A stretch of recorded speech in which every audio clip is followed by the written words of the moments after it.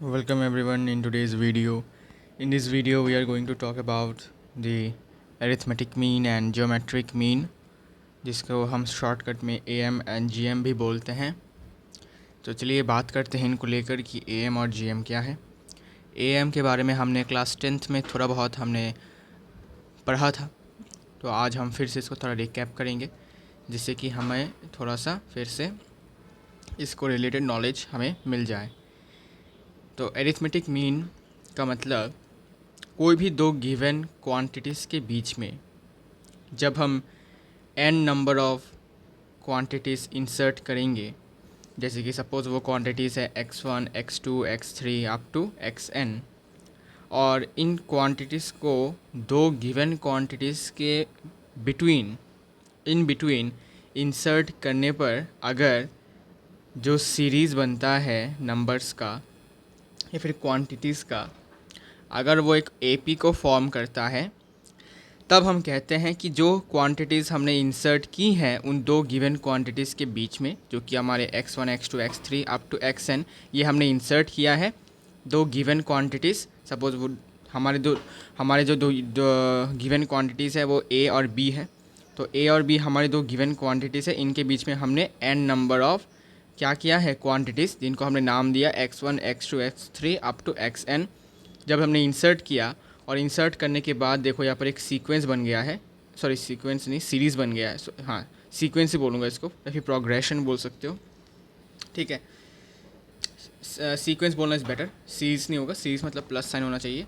तो अगर एक सीक्वेंस बन रहा है और इस सीक्वेंस में हमने जब चेक किया तो ये सीक्वेंस और कोई नहीं बल्कि एक एपी फॉर्म कर रहा है, ये सीक्वेंस या फिर ये सीक्वेंस एक एपी है, तब हम कहते हैं कि जो क्वांटिटीज़ हमने इंसर्ट की है वो क्वांटिटीज़ और कोई नहीं बल्कि हमारे एम है, मतलब एरिथमेटिक मीन्स है किसका, ए और बी का।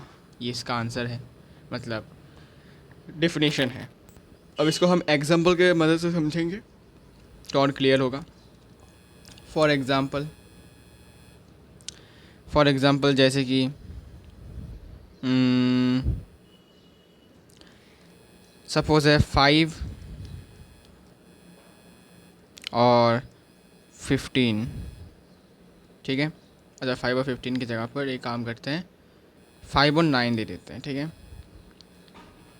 5 और 9 मुझे आपको मुझे एक आंसर बताना है कि 5 और 9 के बीच में ऐसा क्या नंबर या फिर क्वांटिटी, सिर्फ़ और सिर्फ एक ही क्वांटिटी अभी बात करते हैं इसको लेकर, तो सिर्फ़ और सिर्फ एक क्वांटिटी मुझे बताओ जो तुम 5 और 9 के बीच में इंसर्ट करोगे तो जो सीक्वेंस बनेगा क्वांटिटीज़ का वो एक एपी फॉर्म करेगा।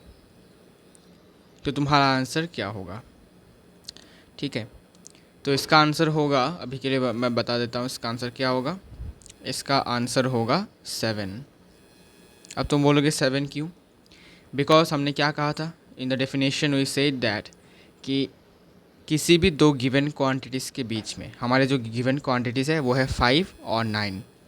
इन दो गिवन क्वांटिटीज़ 5 और 9 के बीच में हमें एक ऐसा क्वांटिटी ऐड करना है, ठीक है। सिर्फ और सिर्फ एक क्वांटिटी हमने यहाँ पर ऐड किया, एक से ज़्यादा भी हो सकता है, ठीक है।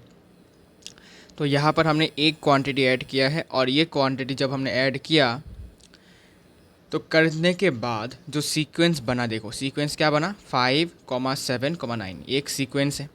अब ये जो सीक्वेंस है अगर ये एपी फॉर्म कर रहा है तो एपी अगर कैसे पता चलेगा कि एपी फॉर्म कर रहा है कि नहीं, तो एपी को चेक करने का तरीका ये होता है कि कॉमन डिफरेंस सेम होना चाहिए, कॉन्जिक्यूटिव टर्म्स के बीच में डिफरेंस सेम होना चाहिए। तो तुम देखो कॉन्जिक्यूटिव टर्म्स के बीच में डिफरेंस सेम है कि नहीं। 7 - 5 करेंगे 2 मिलता है, 9 - 7 करेंगे तब भी 2 मिलता है, मतलब common difference is the same, and hence we can say that this sequence is an AP. इसका मतलब हम ये भी कह सकते हैं कि 7 is nothing but the arithmetic mean of the given quantities 5 और 9। तो एरिथमेटिक मीन का डेफिनेशन अब आपको क्लियर हो गया होगा। ऐसा क्वांटिटी जो हम दो गिवन क्वांटिटीज़, ये हमारी दो गिवन क्वांटिटीज़ के बीच में ऐसा क्वांटिटी जब हम इंसर्ट करते हैं ठीक है, और इंसर्ट करने के बाद जो सीक्वेंस बनता है हमारे क्वांटिटीज़ का, उसको चेक करने के बाद अगर वो एपी बन जाता है, ठीक है, मतलब इस नंबर को दो गिवन क्वांटिटीज़ के बीच में बिटवीन में इंसर्ट करने के बाद जब जो सीक्वेंस बनता है नंबर्स का वो अगर एक एपी फॉर्म करता है, देन जो नंबर हमने ऐड किया है वो और कोई नहीं बल्कि अपना एरिथमेटिक मीन होगा। और किसका एरिथमेटिक मीन होगा? जो दो गिवन क्वांटिटीज़ है उसका, जो कि आपका 5 और 9 है। ठीक है, तो 5 और 9 का एरिथमेटिक मीन इज़ 7। अच्छा, अब तुम बोलोगे भाई ये तो समझ में आ गया है, अब इसको निकालते कैसे हैं? क्या कुछ फार्मूला वार्मूला है? ठीक है, तो किसी भी दो गिवन नंबर्स या फिर कोई भी दो गिवन क्वांटिटीज़ के बीच में सिर्फ और सिर्फ एक एरिथमेटिक मीन निकालने का एक फार्मूला अलग सा है, और एक से ज़्यादा एरिथमेटिक मीन निकालने के एक और तरीके हैं।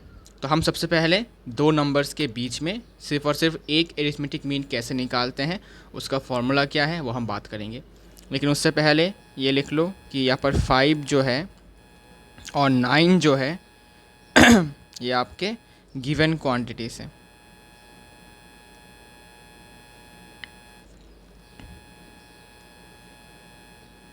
Given quantities, okay. और जो आपका 7 है वो आपका एरिथमेटिक मीन है। Arithmetic mean of 5 and 9। समझ आया? एरिथमेटिक मीन के बारे में नॉलेज क्लियर हो गया है। तो एरिथमेटिक मीन क्या चीज़ है ये आपको आई होप समझ में आ गया होगा। ठीक है, फिर अब हम फॉर्मूला लिखते हैं। Formula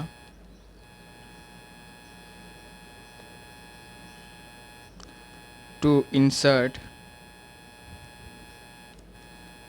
one arithmetic mean between any two given numbers। कोई भी दो गिवन नंबर्स के बीच में सिर्फ और सिर्फ एक एरिथमेटिक मीन इंसर्ट करने का क्या फॉर्मूला है वो हम अभी देखेंगे। देखो, ये हमने क्लास 10th में भी पढ़ लिया है। ठीक है, इसको हम डिराइव भी कर सकते हैं अगर आप चाहें तो। देखो, मान लेते हैं हमारे पास 3 नंबर्स हैं, या फिर यू कैन ऑल्सो से कि हमारे पास 3 क्वांटिटीज़ है। ठीक है, नंबर कह लो क्वांटिटीज़ कह लो, एक ही बात है।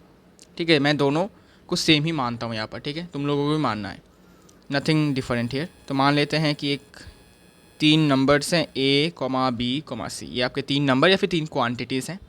ठीक है, मुझे बताओ मैं ऐसा क्या करूं जिससे कि मैं ये चेक कर सकूं कि क्या ABC AP में है या नहीं। ठीक है, किसी भी सीक्वेंस को चेक करने के लिए कि वो AP है या नहीं, हमें क्या करना होता है? तुम बोलोगे भाई ये तो बहुत आसान है, हमें कॉन्जिक्यूटिव टर्म्स के डिफरेंस को चेक करना होता है। अगर कॉन्जिक्यूटिव टर्म्स का डिफरेंस सेम होता है तब वो AP हो जाता है। ठीक है, तो हमने क्या किया, हमने ऐसा एज्यूम कर लिया कि भाई ABC जो है आपका AP में है। ठीक है, ABC इज़ इन AP, मतलब एरिथमेटिक प्रोग्रेशन में है ये। ठीक है, तो हम ऑलरेडी ये जान चुके हैं कि ये ABC जो है आपका AP में है। अब जब ये AP में है तो AP में होने के लिए, अच्छा इसको ऐसे समझते हैं कि अगर ये AP में है तो अगर हम इसका सेकेंड टर्म से फर्स्ट टर्म माइनस करेंगे तो वो बराबर होगा उसके थर्ड टर्म से सेकेंड टर्म के डिफरेंस के बराबर। ठीक है ना भाई, बिकॉज हमने ये मान लिया है कि A, B, C जो सीक्वेंस यहाँ पर आपको दिख रहा है ये आपका AP में है। ठीक है, और अगर AP में है तो AP में जब होता है कोई भी सीक्वेंस तो उसमें क्या प्रॉपर्टीज़ होते हैं कि कॉन्जिक्यूटिव टर्म्स के बीच में डिफरेंस सेम होता है। तो क्योंकि अभी ABC हमारे AP में है तो इसमें भी सेम ही केस होगा कि second term minus first term equal होगा third term minus second term. ठीक है, ये तो बेसिक नॉलेज है। तो हम लिखते हैं b माइनस ए। अच्छा, इसको ऐसे लिखते हैं, ये हमारा फर्स्ट टर्म a1, ठीक है, it is a1, it is a2, it is a3, ठीक है। तो क्योंकि AP में है, तो AP में जब होते हैं तो A2 माइनस A1 जो होगा वो A3 माइनस A2 के बराबर होता है, ठीक है, ये AP में होता है, ठीक है। अच्छा, A2 क्या है, B, A1 A, A3 C minus A2 फिर से B। देखो B को उस तरफ लेके आते हैं तो 2B, A को उस तरफ भेजते हैं तो A प्लस C, ठीक है। यहाँ से हमें क्या मिलता है, B का वैल्यू मिलता है A प्लस C बाई 2 के बराबर।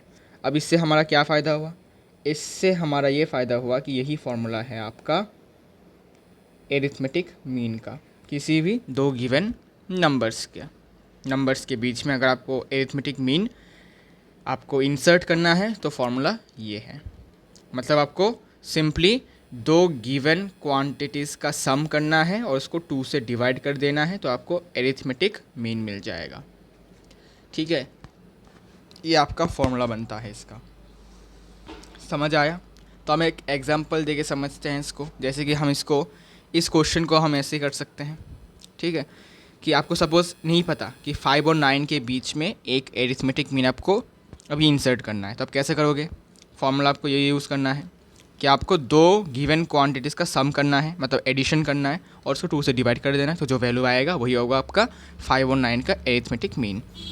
तो 9 प्लस 5 करते हैं तो इसका एरिथमेटिक मीन होगा 5 प्लस 9 डिवाइडेड बाई 2, 14 बाई 2, 7। तो 5 और 9 का एरिथमेटिक मीन आपका 7 है, तो हमारा तो 7 ही आया था, ठीक है। तो ये आपका एरिथमेटिक मीन निकालने का टेक्निक है। अब तुम्हारे दिमाग में ये क्वेश्चन भी आ सकता है कि भाई ये तो सिर्फ और सिर्फ एक एरिथमेटिक मीन निकालने का फॉर्मूला है ये, ठीक है, to find out one arithmetic mean between two given quantities. अब दो गिवन क्वांटिटीज़ के बीच में एक से ज़्यादा आपके एरिथमेटिक मीन्स प्रेजेंट हो सकते हैं। अब उनको कैसे निकालेंगे, उनको निकालने का क्या तरकीब है, what is the technique to find out the values. So suppose इसको ऐसे समझते हैं,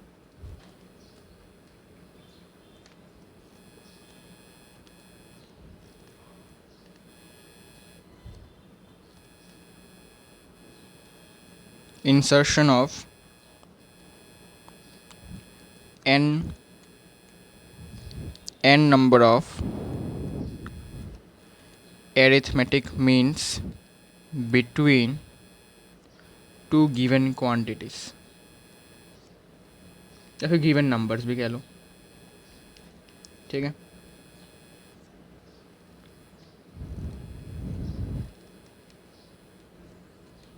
अच्छा, अब देखते हैं इसको कैसे लिखेंगे।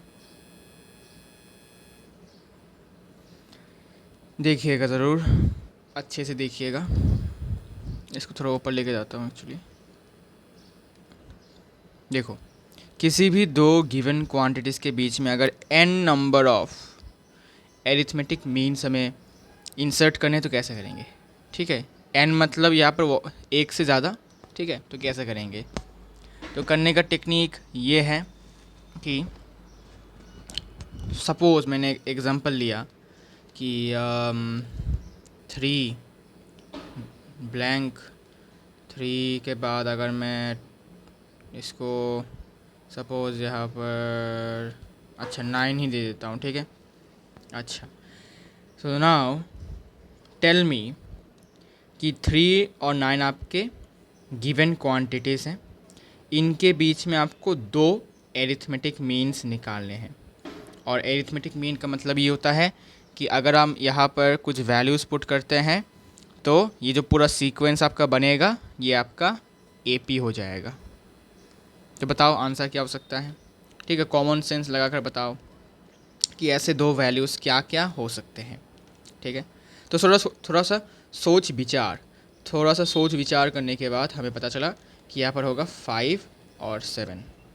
तो 5 और 7 आपके 2 एरिथमेटिक मीन्स हैं ऑफ 3 और 9। ओके, तो 3 और 9 के बीच में दो एरिथमेटिक मीन्स आपके 5 और 7 हैं। अब यहाँ पर तो हमने सोच विचार करके इसको निकाला, लेकिन बाकी क्वेश्चंस में ऐसे हम सोच नहीं सकते, दिक्कत होगा। तब हमारे पास क्या टेक्निक होगा, तब आपको मुझे बताओ कि ये तो अभी एक एपी बन गया है, ठीक है ना, ये एक एपी बन गया है बिकॉज हमने एरिथमेटिक मीन्स इंसर्ट कर दी हैं, तो ये जो सीक्वेंस है अभी ये एपी बन गया है, ठीक है। तो एक एपी में कोई भी अननोन टर्म, सपोज़ ये अननोन है हमारे लिए, तो एपी में कोई भी अननोन टर्म निकालने का जो टेक्निक है वो क्या है। तो भाई nth टर्म का फॉर्मूला लगाएंगे हम, ठीक है। सपोज़ हमें कौन सा टर्म चाहिए, यहाँ पर हमें सेकेंड टर्म और थर्ड टर्म चाहिए, तो सेकेंड टर्म का फॉर्मूला हो जाता है a प्लस डी और थर्ड टर्म का फॉर्मूला हो जाता है a प्लस 2d। तो हमें जब हमने सेकेंड टर्म और थर्ड टर्म निकालने के लिए फॉर्मूलेस लगाए हैं, उसमें हमें दो क्वांटिटीज़ का वैल्यूज़ का पता होना ज़रूरी है। क्या क्या? पहला फर्स्ट टर्म जो हमें ऑलरेडी पता है 3 है, दूसरा कॉमन डिफरेंस। अब कॉमन डिफरेंस कैसे पता चलेगा, ठीक है ना, कॉमन डिफरेंस कैसे पता चलेगा, because without common difference you can not find the value of the second term as well as the third term. तो आपको क्या करना है, आपको कॉमन डिफरेंस का वैल्यू निकालना है। अब इसकी वैल्यू को अगर हम निकाल लेते हैं तो हम आराम से क्या कर सकते हैं, जितने भी हो, सपोज 100 एरिथमेटिक मीन्स भी हम क्या कर सकते हैं, दो गिवन क्वांटिटीज़ के बीच में हम निकाला नहीं, हम इसको ईजिली फाइंड आउट कर सकते हैं, निकाल सकते हैं सिंपली। अच्छा, तो फिर हमारा अभी मिशन क्या है, हमारा मिशन ये है कि हमें कॉमन डिफरेंस का वैल्यू क्या है वो पता लगाना है, ठीक है। तो उसके लिए हमने क्या किया, उसके लिए हमने फॉर एग्ज़ाम्पल एक एग्ज़ाम्पल लेते हैं। सपोज़ हमारे पास दो गिवन क्वांटिटीज़ हैं ए, फिर आपका इनके बीच में n नंबर्स ऑफ आपके एरिथमेटिक मीन्स हैं, और आपका दूसरा गिवन क्वांटिटी है b, ठीक है। ये आपका फर्स्ट टर्म है, ये आपका लास्ट टर्म है, ठीक है। बिकॉज ये जो सीक्वेंस है ये तो AP बन जाएगा जब हम वैल्यूज़ को पुट करेंगे इनके बीच में, ठीक है, जिसको हम कहते हैं एरिथमेटिक मीन। तो ये AP अगर हो जाता है तो ये इसका फर्स्ट टर्म, ये इसका लास्ट टर्म, ठीक है। अच्छा, तो हमने मान लिया कि हमने कुछ वैल्यूज़ हम क्वांटिटीज़ हम पुट करते हैं, ठीक है। इसको थोड़ा सा सुंदर करके लिखते हैं, देखो। तो हमने A और B के बीच में, हमने A और B के बीच में मान लेते हैं क्वांटिटीज़, जिनको हमने मान लिया कि x1 है, x2 है, x3 है, x4 है, dot dot dot up to xn है, ठीक है। तो हमने A और B के बीच में n numbers of arithmetic means हमने क्या कर दिया है, इंसर्ट कर दिया है। तो यहाँ पर याद रखिएगा, यहाँ से लेकर यहाँ तक कितने टर्म्स हैं, n number of arithmetic mean यहाँ पर है, ठीक है, n नंबर्स ऑफ। अब हमें पता लगाना है जो AP हमारा फॉर्म हुआ है यहाँ पर, ये तो AP फॉर्म हो गया बिकॉज आपकी ये एरिथमेटिक मीन्स है, तो ये जो सीक्वेंस बना ये आपका AP है। अब इस AP में टोटल कितने टर्म्स हैं वो हमें निकालने हैं, बिकॉज बिना टोटल टर्म्स के हम ये नहीं पता लगा सकते कि आपका D कितना होगा, ठीक है। अच्छा, तो मुझे बता सकते हो कि यहाँ पर टोटल टर्म्स कितने हैं, आपको हिंट देता हूँ, ठीक है। ये आपका पूरा AP है, ठीक है, इसमें ये आपका फर्स्ट टर्म है, ये आपका लास्ट टर्म है। तो यहाँ पर फर्स्ट टर्म एक टर्म, लास्ट टर्म एक टर्म, तो टोटल कितने टर्म हुए, 2। साथ ही साथ फर्स्ट टर्म और लास्ट टर्म के बीच में कितने टर्म्स हैं यहाँ पर बताओ, n टर्म्स हैं। देखो मैंने लिख के रखा है n number of arithmetic means. तो A और B के बीच में आपके n टर्म्स हैं, और A और B को मिलाकर और भी 2 टर्म्स। सो टोटल कितने टर्म्स हुए, n प्लस यहाँ पर 1 प्लस यहाँ पर 1 कितने हो गए, n प्लस 2 टर्म्स आपका इन टोटल हो गया है। क्या ये बात क्लियर है? इसको ऐसे समझो, फॉर एग्ज़ाम्पल ए और बी, इनके बीच में मैंने 5 टर्म लिया। तो देखो सपोज़ मैंने लिया 1 2 3 4 5। मुझे बताओ ये जो ए पी बन गया है अभी, ठीक है, ए और बी का वैल्यू अननोन है, कोई दिक्कत नहीं है, लेकिन ये ए पी बन गया है। जो ए पी है, अच्छा इसको वैल्यू चेंज कर लेता हूँ, सपोज़ 3 6 9 12, ठीक है, 4 ही टर्म्स देता हूँ, ठीक है। सो 3 6 9 12 आपका ये जो सीक्वेंस है ये ए पी में है। तो now tell me how many terms are there in this A P. तुम बोलोगे भाई ये एक टर्म है, ये एक टर्म है, ये एक टर्म है, ये और ये। सो टोटल कितने टर्म्स हैं? 1 2 3 4 5 और 6। सो टोटल कितने टर्म्स हुए? 6 टर्म्स हुए। तो देखो हमने ए और बी के बीच में कितने एरिथमेटिक मीन्स इंसर्ट किए हैं। सपोज़ ये हमारे एरिथमेटिक मीन्स हैं, ठीक है। तो देखो 4 एरिथमेटिक मीन्स हमने इंसर्ट किया, और फर्स्ट टर्म और लास्ट टर्म मिलाकर और भी 2 टर्म्स थे। तो टोटल कितने टर्म्स हुए? 6। सिमिलर केस में यहाँ पर हमने कितने एरिथमेटिक मीन्स हमने इंसर्ट किया है? n नंबर्स ऑफ, मतलब n आपने या फिर मैंने एरिथमेटिक मीन यहाँ पर इंसर्ट किया। फिर इंक्लूडिंग आपका फर्स्ट टर्म भी एक टर्म है, लास्ट टर्म भी एक टर्म है, तो इनको भी हमें इंक्लूड करना है। तो टोटल टर्म कितने हो जाएंगे? n+2। अब क्लियर हुआ? ओके, आगे बढ़ते हैं। इसके बाद लिखिएगा टोटल टर्म्स आपका कितना है? n+2 है, ठीक है। अच्छा, ये आपका टोटल टर्म्स है। अब ये देखना, थोड़ा सा समझने की कोशिश ज़रूर करना। ये देखो, अब ये जो ए पी है इसमें बी हमारा क्या है? B is our last term of the A P, और last term of the A P निकालने का हमारे पास क्या है? फॉर्मूला है। क्या फॉर्मूला है? a+n-1 into D equals to last term, ठीक है, मतलब nth टर्म का ही फॉर्मूला होता है। लेकिन यहाँ पर n का वैल्यू क्या n ही रहेगा या फिर n+2 होगा? n क्या है? n is basically the number of terms, ठीक है। तो ये आपके n का वैल्यू जो है, ये n कब रहेगा? जब नंबर ऑफ टर्म्स आपका n होगा। जब नंबर ऑफ टर्म्स आपका n होगा तभी यहाँ पर हम n पुट करेंगे। लेकिन हमारे इस AP में कितने टर्म्स हैं? n+2 टर्म्स हैं। तो n के जगह पर हमें लिखना पड़ेगा n+2। समझ आया कि नहीं बताओ? फॉर एग्ज़ाम्पल इसको आपको ऐसे समझना है। सपोज़ मेरे पास एक AP है 2 4 6 8 10, ठीक है, 2 4 6 8 10। तो मुझे बताओ लास्ट टर्म को हम क्या लिखेंगे?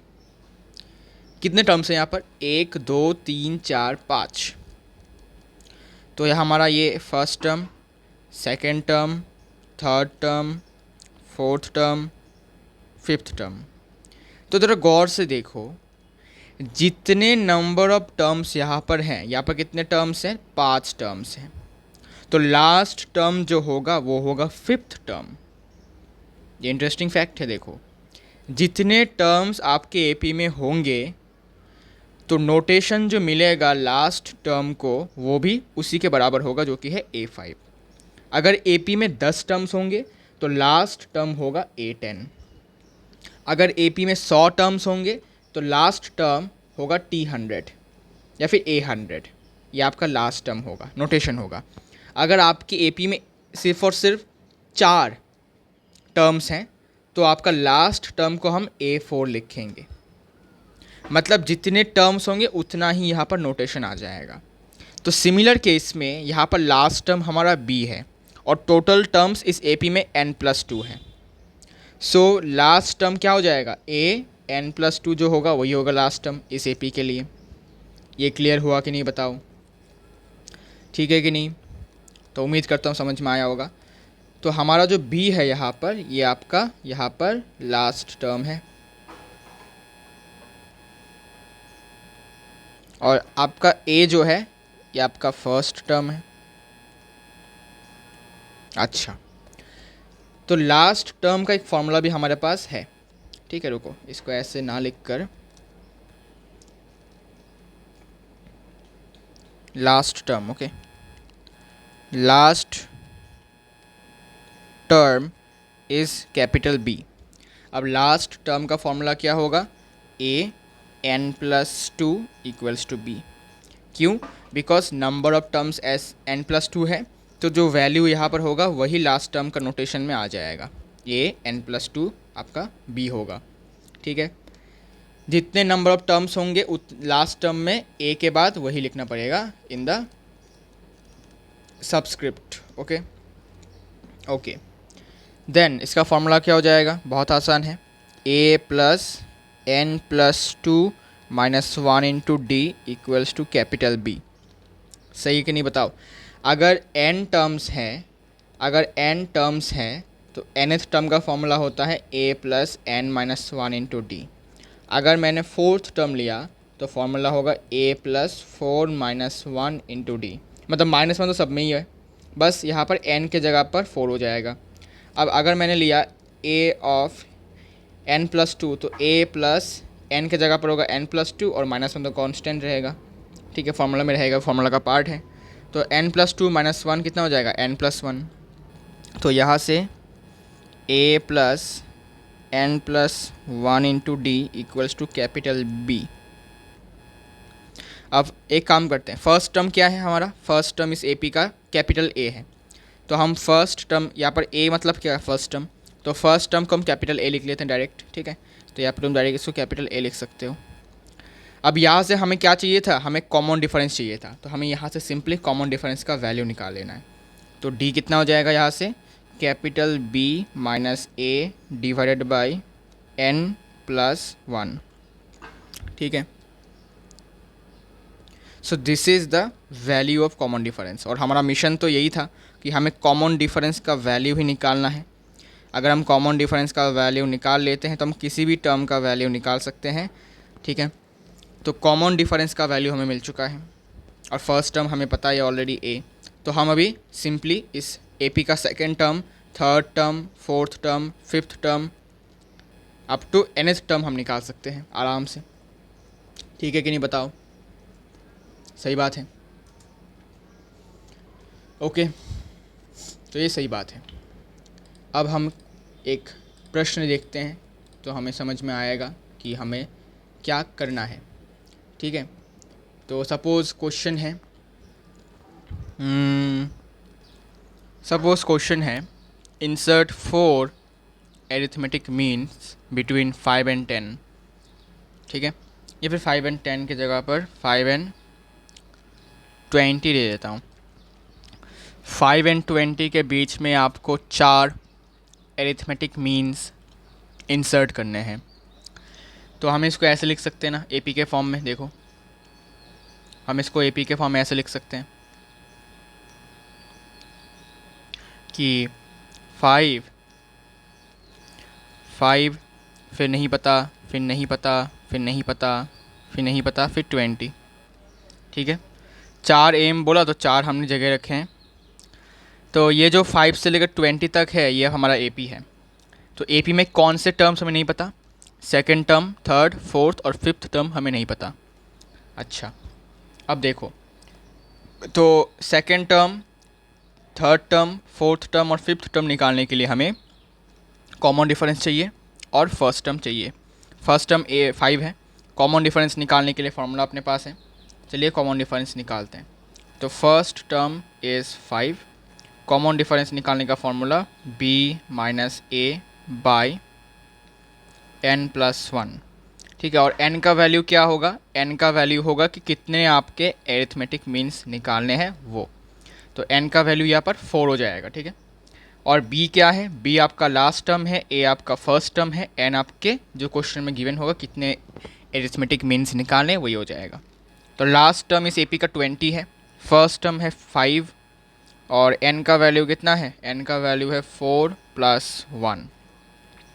तो it is 15 by 5, it is 3। तो कॉमन डिफरेंस कितना आ गया, कॉमन डिफरेंस आ गया आपका 3। ठीक है, और कॉमन डिफरेंस आ गया है तो आप आराम से इस AP का सेकंड, थर्ड, फोर्थ और फिफ्थ टर्म निकाल सकते हैं। तो इसका ये होगा A2, ये A3, ये A4, ये A5। चलिए निकालते हैं इसको। A2 निकालने का फॉर्मूला क्या है? A प्लस डी, मतलब 5 प्लस 3 मतलब 8। A3 फॉर्मूला क्या होता है? A plus 2D, 5 plus 2 into 3 6 11। A4 formula क्या होगा? A plus 3D, 5 plus 3 into 3 9 14 हो जाएगा। A5 A प्लस 4D होता है फॉर्मूला, 5 प्लस 4 इंटू 3 12, ये हो जाएगा 17। ठीक है। तो 5 से लेकर 20 तक आपके 4 एरिथमेटिक मीन जो है उस वो हमने निकाली है, जो कि है 8, 11, 14 और 17। आप इनको पुट करके देखो, 8, 11, 14, 17। देखो क्या ये AP में है कि नहीं।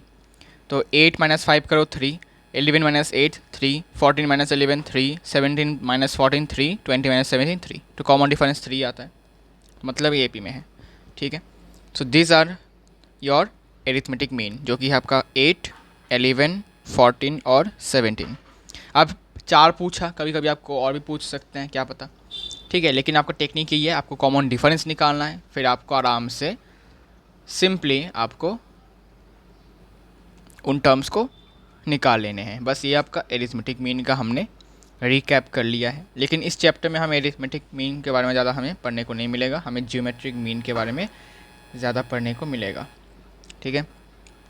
तो एरिथमेटिक मीन के बारे में नॉलेज हमारा हो चुका है कि अगर एक सिर्फ और सिर्फ वन एरिथमेटिक मीन हमें निकालना है तो टेक्निक है ये, फॉर्मूला है ये, कि दो गिवन क्वांटिटीज़ को प्लस करेंगे, 2 से डिवाइड करेंगे, आ जाएगा आंसर।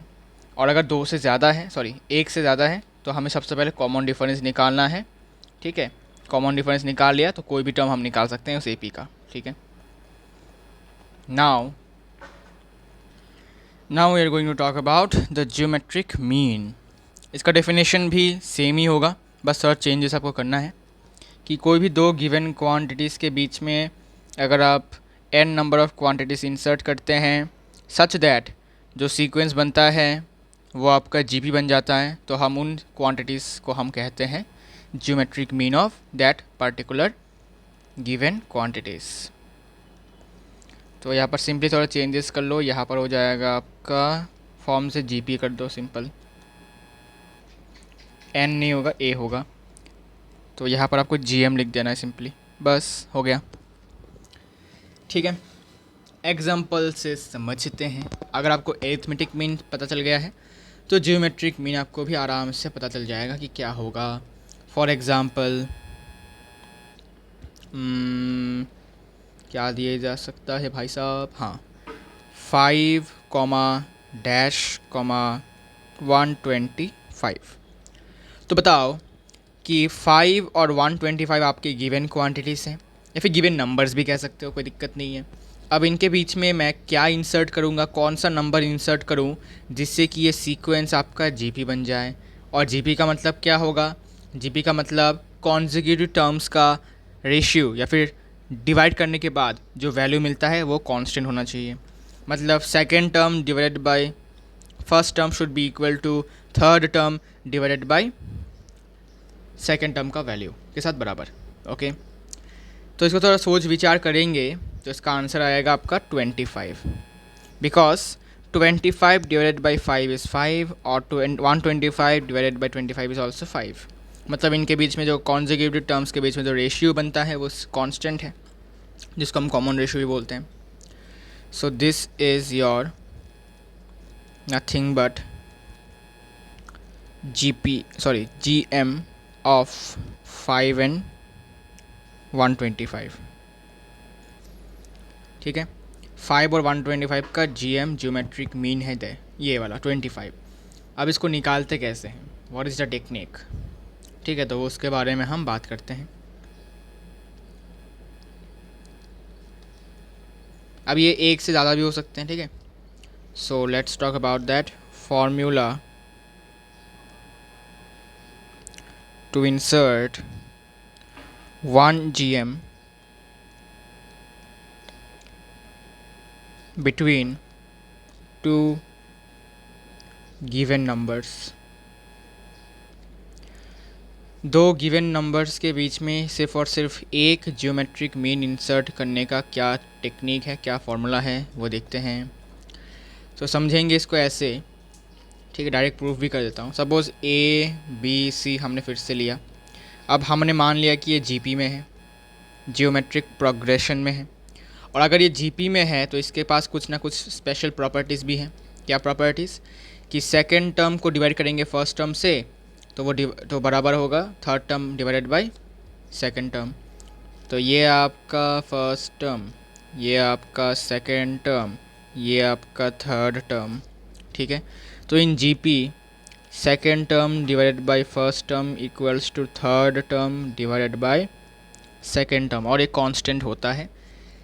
अब हमारा सेकंड टर्म क्या है? कैपिटल बी है।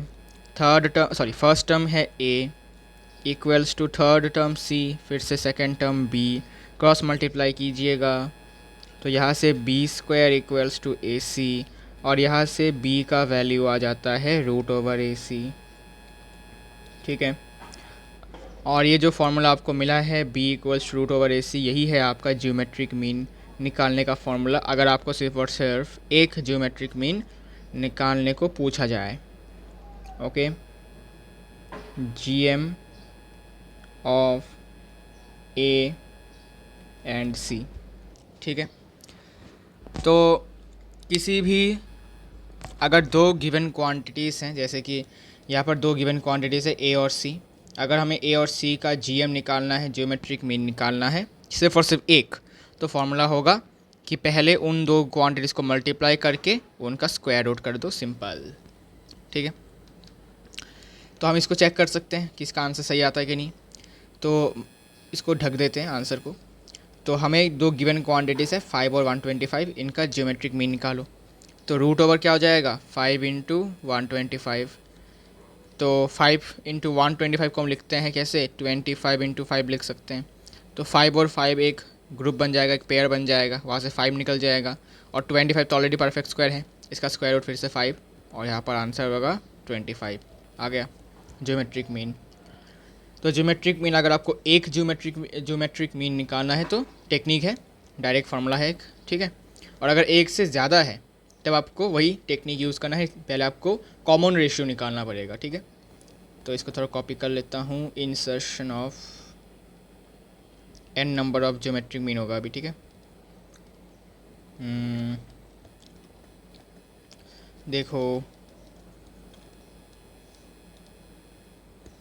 n number of geometric mean होगा between two given numbers. Okay, देखते हैं क्या होगा। अगर हमें दो गिवन क्वांटिटीज़ के बीच में एक से ज़्यादा ज्योमेट्रिक मीन्स फाइंड करने हैं तो टेक्निक क्या है? टेक्निक है सबसे पहले हमें कॉमन रेशियो निकालने हैं। देखो एग्जांपल नहीं, ऐसे समझते हैं, ये फर्स्ट टर्म है और ये आपका लास्ट टर्म बी है।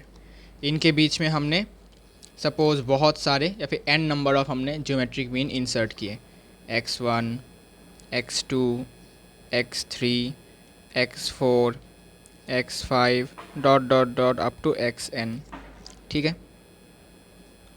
ओके, तो मुझे अब आप आराम से कह सकते हैं कि ये आपका एक जीपी बन गया है, ठीक है। ये आपका भी एक जीपी बन गया, ये सीक्वेंस आपका भी एक जीपी बन गया है। जी हाँ, हम ऐसा कह सकते हैं। और हम ऐसा भी कह सकते हैं कि अभी हम इस जीपी में टोटल नंबर ऑफ़ टर्म्स कितने हैं वो भी हम निकाल सकते हैं, लेकिन उससे पहले यहाँ से लेकर यहाँ तक हमारे कितने टर्म्स हैं, कितने नंबर्स हैं? n numbers of geometric mean हमने यहाँ पर इंसर्ट किया है। किनके बीच में? दो गिवन नंबर्स a और b के बीच में हमने n numbers of geometric mean insert किया है। तो अब आपको और दिक्कत नहीं होगा बताने में कि how many terms are there in total in this GP. क्या आप अब बता सकते हैं कि इस जीपी में कितने टर्म्स टोटल? तुम बोलोगे भाई अभी सेम ही रहेगा n+2। कैसे?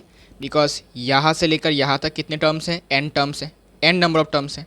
इंक्लूडिंग ये एक टर्म है, ये एक टर्म है, तो और भी 2 ऐड करेंगे तो n+2 हो गया, सिंपल। ठीक है, अब तो कोई दिक्कत नहीं है। अब हमें कॉमन रेशियो भी निकालना है। ठीक है, बिकॉज कॉमन रेशियो अगर हम निकालेंगे तभी हम, ठीक है, ये आपका सेकंड टर्म है जीपी का, third term, fourth term, fifth term, ऐसे करते करते nth term of the GP हम निकाल सकते हैं using the common ratio. Because किसी भी टर्म निकालने के लिए, सपोज हमें फिफ्थ टर्म निकालना है जीपी का, तो फॉर्मूला क्या होगा, AR⁴। तो फर्स्ट टर्म चाहिए और कॉमन रेशियो चाहिए। तो फर्स्ट टर्म तो ऑलरेडी पता है, तो हमें अभी कॉमन रेशियो कैसे निकालना है वो हमें देखना पड़ेगा। ओके, सो नाउ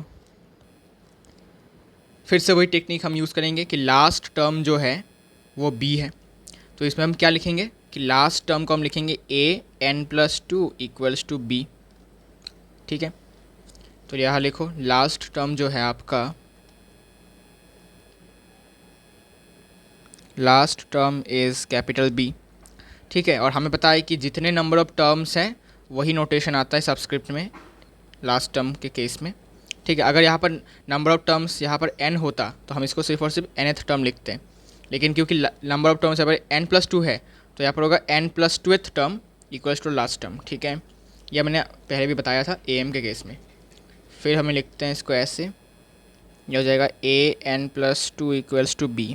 अब जीपी में, ये एपी नहीं है, ठीक है, जीपी में n+2th टर्म को निकालने का टेक्निक क्या है, first term into common ratio two the power n+1, sorry n+2 - 1 = b। ये टेक्निक होता है जीपी में ये निकालने का, कोई भी टर्म निकालने का, है ना।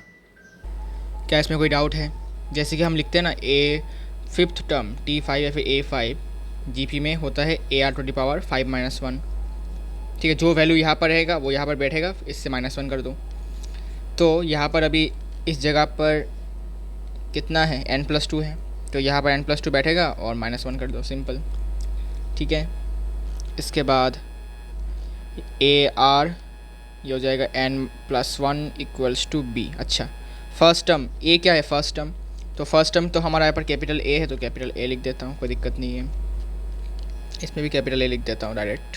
ओके, और यहाँ से अभी हमें क्या निकालना था, हाँ R निकालना था। तो एक काम करते हैं, R⁴n+1 A को उस तरफ क्रॉस मल्टीप्लाई करके भेज देते हैं, तो b/a हो जाएगा। ये आपको क्लियर हुआ कि नहीं? ओके, और फिर पावर को भी भेजना पड़ेगा हमें। ठीक है, इस पावर को उस तरफ भेजेंगे तो मैंने बताया था ये 1/n+1 हो जाता है, ये आपको याद रखना है। ठीक है, तो R = b/a⁴ 1/n+1। और ये ऐसा होता क्यों है, कैसे होता है? एक्चुअली हम क्या करते हैं ऐसा कि ये 1/n+1 होता है। एक्चुअली हम बोथ साइड में पावर में 1/n+1 से मल्टीप्लाई करते हैं, समझ आया? जिससे कि यहाँ पर ये कैंसिल हो जाए। जैसे कि देखो R⁴n+1 = b/a⁴1, सॉरी इतना है। ठीक है, अब मैंने क्या किया, बोथ साइड में मैंने 1/n+1 से मल्टीप्लाई कर दिया पावर में, तो इसके पावर में भी हमने मल्टीप्लाई कर दिया 1/, देखो थोड़ा इसको ऐसे लिखता हूँ, n+1। ठीक है, इसके पावर में हमने मल्टीप्लाई कर दिया 1/n+1 से। तो देखो n+1 कैंसिल, तो r के पावर में 1 और b/a के पावर में आपका 1/n+1 आ जाता है, इसलिए ऐसा होता है। ठीक है, अब समझे क्यों ऐसा हुआ, कि हमने बोथ साइड में पावर में 1/n+1 से मल्टीप्लाई किया। ठीक है, जिसके कारण r का पावर तो 1 हो गया, ठीक है, लेकिन इसके पावर में 1/n+1 आ गया, and hence we got the value of r। तो r का वैल्यू हम ऐसे निकाल सकते हैं। ठीक है, b है लास्ट टर्म, a है फर्स्ट टर्म, n मतलब जितने आपको पूछे जाएंगे वही आपको निकालने हैं, जितने आपको पूछा जाएगा। ठीक है, जैसे कि एग्जाम्पल के तौर पे, एग्जाम्पल इंसर्ट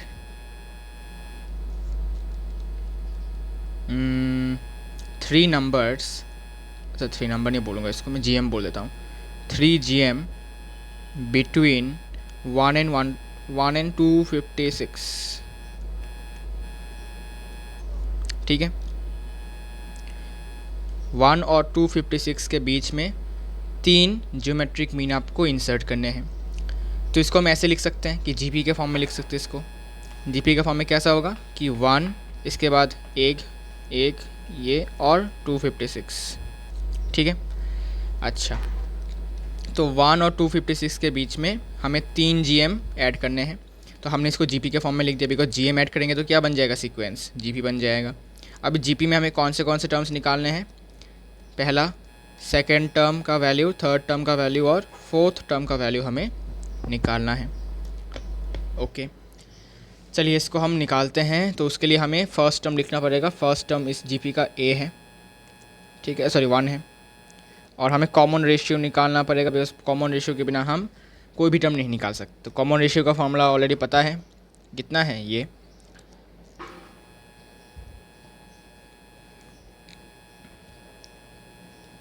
तो अभी लास्ट टर्म हमारा 256 है, फर्स्ट टर्म 1 है, टू दी पावर 1/n कितना है, कितने GM निकालने हैं, वही वैल्यू होगा 3 है, तो 3 हो जाएगा। तो ये हो जाएगा 256 के पावर में 1/4। अब हम 256 को किसके पावर में 4 लिख सकते हैं, 6 टू दी पावर 4, सॉरी 6 नहीं, 4 to the power 4। Okay, because 4 to the power 3 64 होता है, 64 इंटू 4 कितना हो जाता है, 256। ठीक है, तो 256 को हम 4 के पावर में 4 लिख सकते हैं। तो हमने 256 को लिख दिया 4 के पावर में 4 होल टू दी पावर 4। अब क्या होगा, पावर्स जो है मल्टीप्लाई होती हैं, तो 4 इंटू 1/4 कैंसिल। इसका मतलब यहाँ से आपको r का वैल्यू 4 मिल जाता है। कॉमन रेशियो आपका यहाँ पर 4 मिल जाएगा। ठीक है, कॉमन रेशियो आपका यहाँ पर 4 मिल जाएगा। इसके बाद कॉमन रेशियो मिल गया है, तो हम अभी कोई भी टर्म, मतलब कोई सा भी टर्म निकाल सकते हैं। Second term, third term, fourth term हम निकाल सकते हैं। तो चलिए निकालते हैं सेकेंड टर्म, फोर्थ टर्म और थर्ड टर्म का। ओके, तो इसको यहाँ लिख देते हैं, एक्चुअली जगह बन जाएगा यहाँ पर। सेकेंड टर्म निकालने का टेक्निक होता है AR, तो मल्टीप्लाई कर दो 1 इंटू 4 ही रहता है। फिर थर्ड टर्म निकालने का फॉर्मूला क्या होता है, GP में AR²। तो फर्स्ट टर्म 1, R का स्क्वायर मतलब 16 हो जाएगा, मतलब 16 सिंपल। फोर्थ टर्म AR³ होता है, फर्स्ट टर्म तो 1 ही है, 4 का क्यूब कितना होता है, 64। हो गया आंसर, ये आपका आंसर आ गया कि सेकेंड टर्म, थर्ड टर्म और फोर्थ टर्म कितने होंगे ये।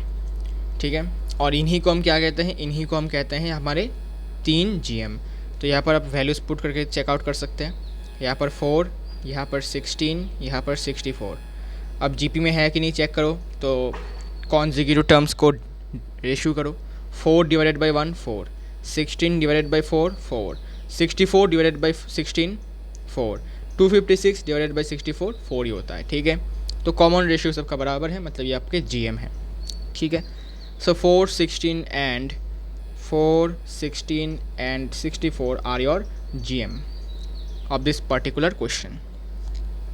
ठीक है, तो AM GM के बारे में हमारा नॉलेज हो चुका है। अब हम देखेंगे कि एरिथमेटिक मीन और ज्योमेट्रिक मीन के बीच में क्या रिलेशन है। ठीक है, तो हमने निकाला था कि AM का फॉर्मूला क्या होता है, एक टर्म, ठीक है, सिर्फ और सिर्फ 1 AM निकालने का फॉर्मूला था कि 2 गिवन क्वांटिटीज़ को हमें क्या करना है, 2 गिवन क्वांटिटीज़ को हमें प्लस करना है और 2 से डिवाइड करना है। ठीक है, और ज्योमेट्रिक मीन निकालने का क्या फॉर्मूला है, अगर एक ज्योमेट्रिक मीन निकालना हो तो हमें 2 गिवन क्वांटिटीज़ का रूट ओवर कर देना है। आप यहाँ पर C के जगह पर B भी ले सकते हैं, कोई दिक्कत वाली बात नहीं है। ठीक है, तो AM और GM का फॉर्मूला हमने लिख लिया है कि जो भी 2 गिवन क्वांटिटीज़ होंगे उनको आपको प्लस करके डिवाइड बाई 2 करना है एरिथमेटिक मीन निकालने के लिए, और अगर आपको ज्योमेट्रिक मीन निकालना है तो आपको उन्हीं दो गिवन क्वांटिटीज़ को मल्टीप्लाई करके उनका स्क्वायर रूट कर देना है, सिंपल। ठीक है। अच्छा, इसके बाद हमें क्या करना है? अब हम क्या करेंगे, हम सिंपली एरिथमेटिक मीन से ज्योमेट्रिक मीन को माइनस करके देखेंगे। ठीक है, arithmetic mean minus geometric mean करेंगे तो क्या होगा, a plus B by 2 minus root over A B. ठीक है कि नहीं, बताओ। हाँ, अब यहाँ से एलसीएम ले लेते हैं तो a plus B minus 2 root A B by 2।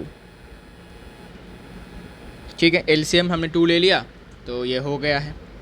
इसके बाद हम क्या करेंगे, इसके बाद हम इसी एक्सप्रेशन को हम परफेक्ट स्क्वायर बनाने की पूरी कोशिश करेंगे। कैसे? हमारे पास यहाँ पर 2 रूट ए बी है, तो हम 2 रूट ए बी से इसको हम a माइनस बी का होल स्क्वायर बना सकते हैं, लेकिन a और b को हम थोड़ा चेंज करना पड़ेगा हमें चेंज। कैसे? a को हम क्या लिखेंगे, हम a को लिखेंगे रूट a का होल स्क्वायर।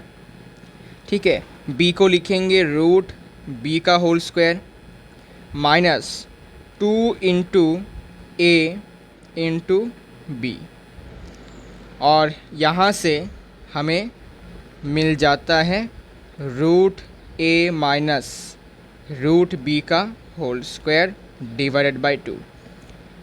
समझाता हूँ क्या हुआ। हमने इस एक्सप्रेशन को a स्क्वायर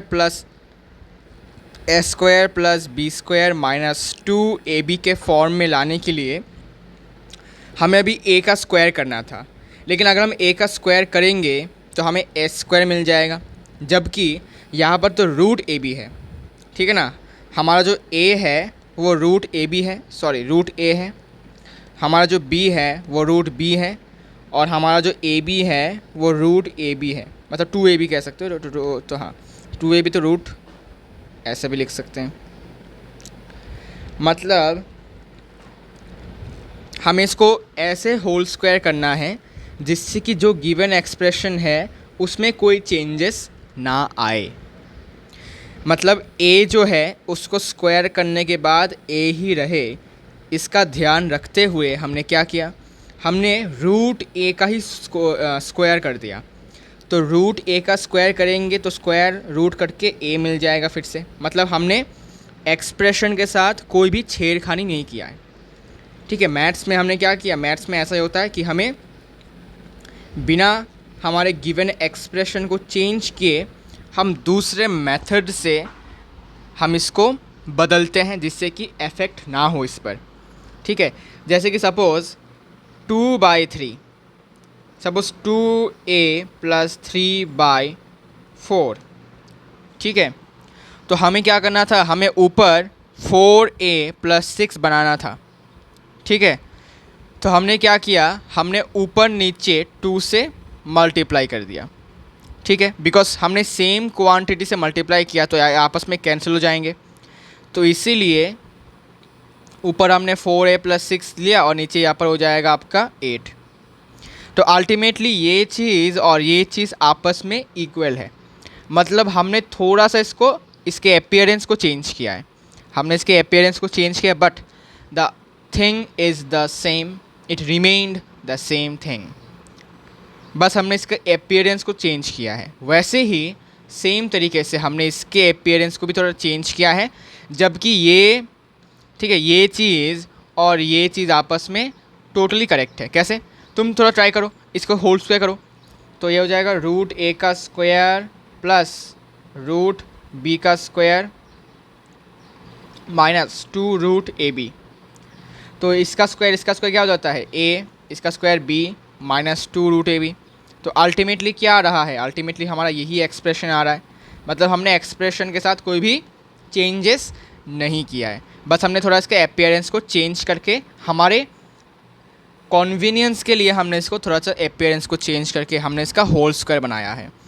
तो हमने a को ए ही रखा है, बस हमने इसका रूट ए करके होल स्क्वायर किया है।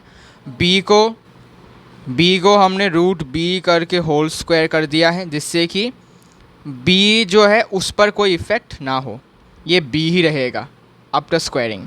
और फिर हमने यहाँ पर -2 इंटू ए बी, तो ए तो हमारा रूट ए है तो रूट ए लिखा, बी हमारा रूट बी है तो रूट बी लिखा, और हमारा यहाँ पर बन गया A square plus B square -2 A B, और हमने इसको लिख दिया ए माइनस बी का होल स्क्वायर।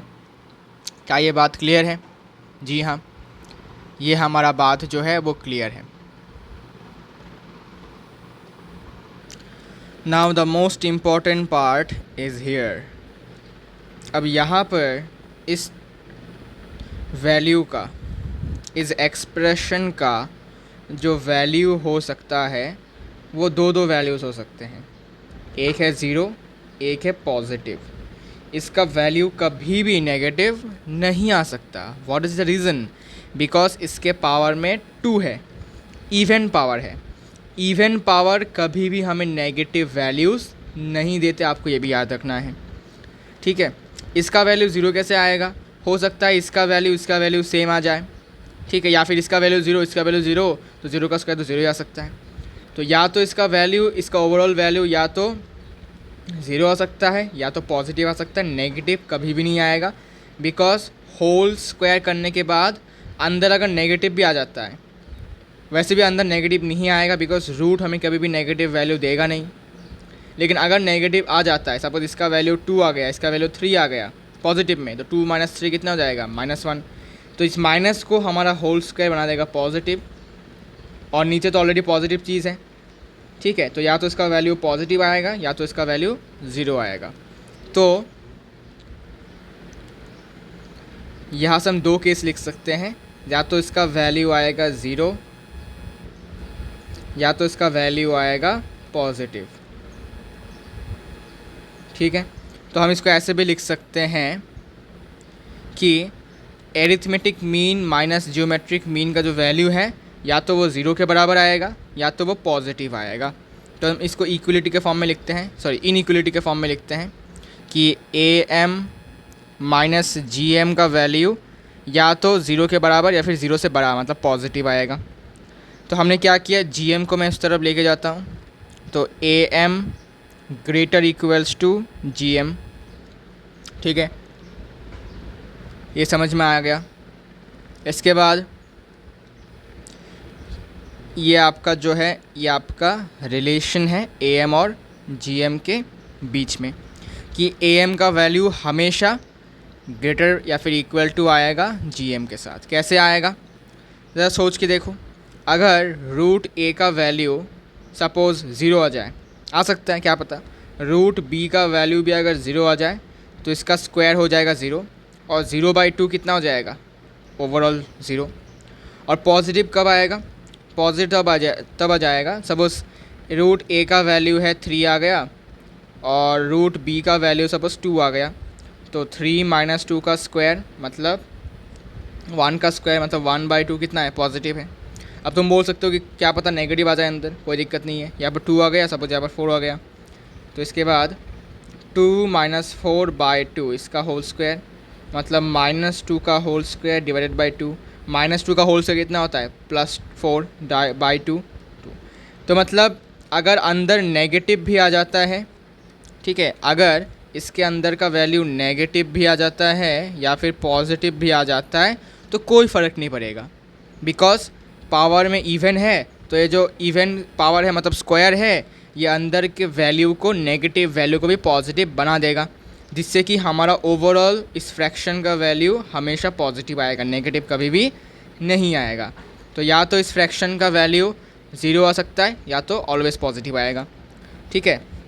इसका मतलब arithmetic mean minus geometric mean का वैल्यू या तो ज़ीरो के बराबर आ सकता है या तो ऑलवेज़ पॉजिटिव आ सकता है। तो हमने यहाँ पर ऐसे लिख दिया कि या तो ये ज़ीरो से बड़ा हो सकता है या फिर ज़ीरो के बराबर। ज़ीरो से बड़ा मतलब क्या? पॉजिटिव, ठीक है, और ज़ीरो के बराबर मतलब ये वाला केस। और हमने क्या किया, इसको इस तरह भेजा, तो arithmetic mean is always greater equals to geometric mean. ये आपका रिलेशन आ गया एरिथमेटिक मीन और जियोमेट्रिक मीन के बीच में। तो यही था आज का वीडियो। नेक्स्ट वीडियो में हम कुछ क्वेश्चंस करेंगे इम्पॉर्टेंट, फिर हम इस चैप्टर के एक्सप्लेनेशन को ख़त्म करेंगे और फिर हम एक्सरसाइज में एंटर हो जाएंगे। ठीक है, so see you all in the next video. Take care and bye bye.